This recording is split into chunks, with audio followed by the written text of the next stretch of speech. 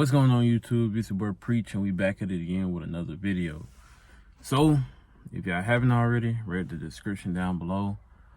Today we're talking about how I got my interview with Sysco, how I got my job with Sysco. Actually, currently, I'm employed, but I haven't started my first day yet. My first day will be in 2 days. 2 days on Monday, so August 12th. So, let me just give y'all a little backstory. I recently applied, last year, I had my CDL. Let me start right there. I had my CDL for a whole year and 2 months and some change. I got my CDL in May of 2023. So, yeah, so about almost, a year and 3 months. So we're just gonna say a year and 2 months, right? So I applied to Sysco, giving the backstory of Sysco, just so y'all know. I applied to Sysco. I was like 6 months into trucking. Doing this over the road shit was horrible. So I'm like, I'm ready to go home. I'm ready to do local. So what I did was, I looked into some local companies, Central Transport, Sysco, and, some other companies and stuff like that. Sysco was the first to hit me back 4 times. September, October, 2 times in November. Now, mind you, I didn't read the description. I just applied, all that shit. So I ended up, if you know anything about Sysco, they give you the phone interview, ask you, how many months of experience you have with touch freight, how many months you have with driving, customer delivery, all that. So I'm like, me, I said, I just told them the truth, I ain't had too much experience, whatever. I had 2 different interviews set up, never showed up to neither one of them. I ain't gonna count to you. But only because I ended up getting in November, I just didn't show up to that one because I was like, man, I'm just go with Snyder because I know Snyder, and I was always told they ain't make no money, but I'm trying to go on the lead Werner because I wasn't making no money with Werner for the account that I was on, of course. It's people out there who make money at Werner. So fast forward to now, July 2024, I had got a interview with Buckhead Meat. If y'all don't know, Sysco has 5 different, I guess you say, entities tied into them. In Atlanta, it's Buckhead Meat, Sigma, Fresh Point. You got the regular Sysco, and then it's one more. I don't know the last name of the last one, but when I know, I'm gonna get back with y'all on that. But yeah, so Buckhead Meat called me up, Class B position, but they prefer Class A. I don't know why they do that. So, I just applied. That one just hit me back quick as hell. So I'm like, oh damn, man, damn. Y'all don't like my method of doing this, but if you really want that job and you're not really getting no call back or nothing like that, hey, y'all can follow my method if y'all want to. Y'all don't have to. That was just me being desperate. I ain't gonna hold you. I ain't gonna hold you. So, long story short, went up there, did the interview. I got up there, and that's the crazy part. I got up there 30 minutes early. 30 for an interview that was 10 minutes late. So in reality, I stayed up there for almost an hour. It was like 40 minutes, 45 minutes, in that range right there. Just not to get a job. I said it wasn't nothing I said that was wrong. I think they was just looking for someone who had a little bit more experience. And I think when I had told them I had got let go of JB Hunt, that really had made them think like, dang, he got fired for attendance. Do we really expect him to be able to handle this? So, yeah. He told me at the end of the week he was gonna give me a call back to let me know if I had the job. Waited to that Friday, because I did my interview on Monday. I waited all the way to Friday. No word back. Next week, Monday came about, no word back. Then got Friday. I woke up. I'm happy as hell. I woke up early as hell just because I was like, you know what? He probably did say 2 weeks. He didn't say 2 weeks, so he said the end of this week. So woke up at like 5 in the morning, and I got an email saying, "Thank you for your interest. We see that you withdrew your application. Your application is completed. Blah blah blah." So I'm like, damn. So now I was hurt. So I just went ahead and applied to other Syscos in other states. Now, mind you, I didn't know how the system is and how it works, or how the system is when it comes to getting a job and doing an interview. So I assumed that I could just do some online thing, you know, tell them my current credentials and stuff like that. I remember last year when I did my interview, it was a Zoom call. So I'm like, okay, I could do a Zoom call. Nah. So long story short, I set up an interview. Mind you, I'm in Atlanta.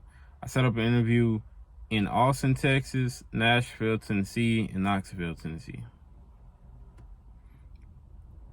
I started working for Amazon. One day I got a call. Hey, this is Sysco. And I'm ready to give up on it. I'm like, I already done told them, like, I don't know what y'all want me to tell y'all. You know, I got an interview coming up. If this anything, I applied to Florida. I applied everyone in Florida. I applied to everyone in, I think, Alabama, South Carolina, North Carolina. And it was all hitting me back saying, you know, they don't want me and shit like that. So I'm like, shit. Got the call, this Sysco. I'm like, man, if there's somewhere else, you know, I don't even care for it. If it's Louisiana, I don't want it. So, hey, this is Sysco Atlanta. Calling from the College Park location. Is this Frederick? I'm like, whoa. Okay. So, it's Sysco Atlanta. Oh, well, okay. I got happy. I ain't gonna lie to you. So, she asked me the same questions. Ended up setting up an interview. Now, mind you, this is where the part get juicy. I know I wasted 7 minutes, but look, it cool. Get there, cool lad dude. Now, mind you, y'all are gonna have to. It's 2 parts to the interview. If you pass the first part, you got to do the second part. The second part is only the driving portion. Everybody is different. I heard some people say they had to go over the road and drive. Me, they just had me do 3 backing maneuvers, straight forward, bag up, alley dock from the left side, and blind side. Took me like 20 minutes, but I got that bitch up in there. But only because I was nervous, because they told me that driving a 28-foot truck is different from driving a 53-footer. So I like, how come? Oh, it turns quicker. You gotta catch up quicker. I'm like, so they had me nervous. So I'm like, oh dang, okay, cool. But the I didn't mean to skip forward like that, but the first part, you know, he just asked for my own credentials and stuff like that. You know, he just I guess we had that connection right there. I don't even think it had nothing to do with race. I think he just knew, like, I'm a young dude. All I want to do is be home every day. I want to make money. I'm not scared of hard work. I'm not afraid of hard work. So he looked at me and we talked a little bit about the job. $26.75 an hour plus component pay. You can make anywhere up to like $2,300-$2,500 a week before taxes. So I'm like, damn, okay, cool. So yeah, I passed that part. And I'm still talking to him, you know, just trying to make sure he know, like, I'm into it. Like, I really want this. I'm not making no awkward moments or nothing, because I want this job. Like, I come too far into trucking for this 1 year I done did. I come too far for me not to get this local job. I don't want to do nothing besides trucking at this point. Now, my YouTube go up. Yeah, I want to do YouTube, but nah, trucking is where I want to be at in my life right now. So, did the first part. He asked me certain questions. Like I said, you know, the same questions basically they ask you on the phone interview. And then make sure you got your med card. If you got your med card, you straight. If you got your med card. So I have my med card. Damn, man. It's kind of hot out here. I ain't gonna lie to y'all, boys. It's Atlanta, man. This Atlanta weather, man. It's changing. It's changing. I don't know what to tell y'all. But, yeah. So, you know, I just talked to him about the job. You know, we just got cool or whatever. You know, he said I passed the first part. Go outside, do those 3 maneuvers. That was it. Thing is, it surprised me, though. The truck, damn, my bad. The truck, when it comes to shifting gears, it's not the same as buttons. The one that I had, it was buttons. It wasn't the what you call it, the gear shift.